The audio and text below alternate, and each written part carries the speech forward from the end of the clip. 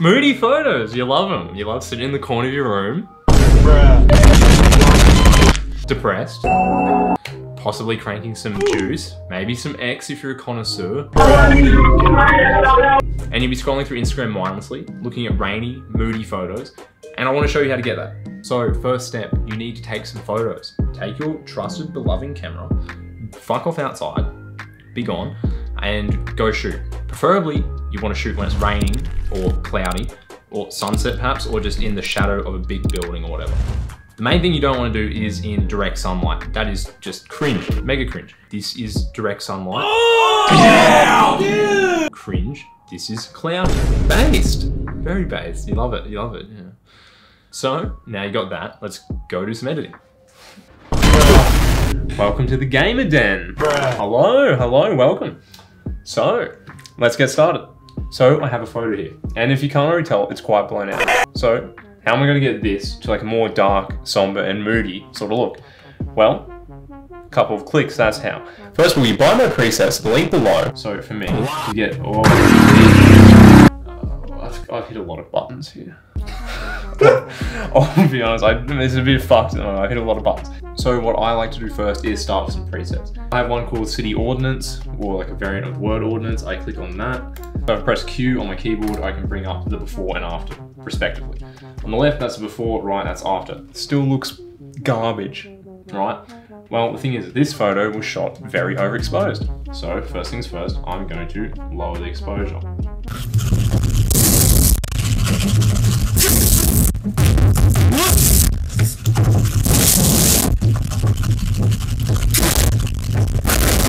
So after that, I'm just going to go on the color mixer. So I usually start with saturation because most moody photos and just photos in general, I like to take the greens, the aquas, and most of the blues out and leave everything else because green and yellow kind of icky. We hate them.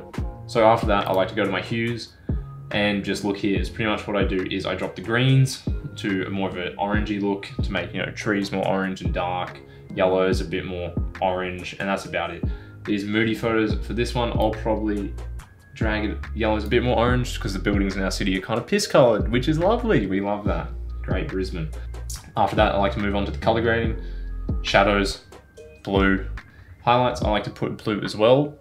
So now you've got your photo imported with some color grading. Let's get on to the fun part and add some moodiness to it with some fog. So maybe how are we going to do that? Well, Photoshop added a new feature recently called neural filters. And this is pretty crazy technology. It's all AI driven and it's essentially just a neural net that spits shit back out to you. Or at least that's what they tell you. So for that, if you have a bunch of layers here, just press Ctrl-Shift-E to combine them all into one flat image. After that, you want to go filter. Then you want to go neural filters. What do? Well, you want to go down here to beta filters. Then you want to go down to depth aware haze. Now, you can see it still says beta, which means this is only going to get better as time goes on. So the more you use it, the better it gets. And if you give feedback, the better it gets. And look at that, one click, it's just added fog everywhere. Alright, so this is depth aware haze. Now you can see that it isn't affecting the image everywhere. You can see down the bottom here, it's actually not that hazy. And it's a lot more hazy up there. And I'm pretty sure that's because it's just learnt through AI training what's far away and what's not. And it's doing all the masking for you, because that shit's a bitch. And now I'm just gonna crank it up more. So for me, I don't think this is like personally as smart as it can be. It's still in beta, so it's obviously gonna have some flaws. So with one click, you've gotten away with, you know, probably 30 minutes of painstaking masking and drawing and shit like that. But you still have to do some masking, unfortunately.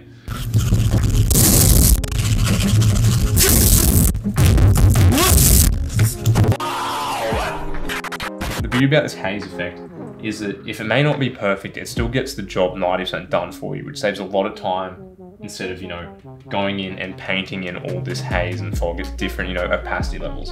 So what I'm going to do for this, because this is a city shot really far back, how fog and haze works in the real world, the further it is away, the more particles are stacked up, which means this building should be very, very grey in the background. So I'm just going to paint over it.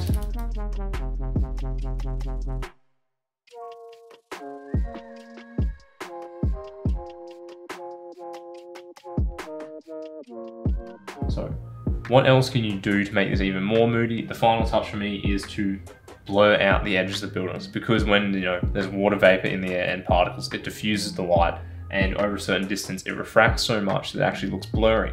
That's why you look out a car window, it's raining, it's all blurry and fucky. Same sort of principle here, but just a very, very large scale. So for that, I'm going to blur, filter, blur, Gaussian blur, and honestly 30, about that much. General rule of thumb is wherever there's cloud cover, it would typically blur and darken the buildings behind it. So for example, that. So with that, it makes it look a lot more true to life and realistic. So just after that, essentially just, paint in some more darkness into the scene with your exposure brush. And with that, with a bit of color grading and one click and a bit of massaging with the neural filter update, you can make any street photo look that much more moody in Photoshop. So if that was helpful for you with the editing process and learning how to use the neural filters to make a horribly overexposed image look decent enough and nice and moody, feel free to, like and subscribe, and definitely go follow me on Instagram somewhere here or here. Do it, please. I need this. Oh boy, oh boy. Wee.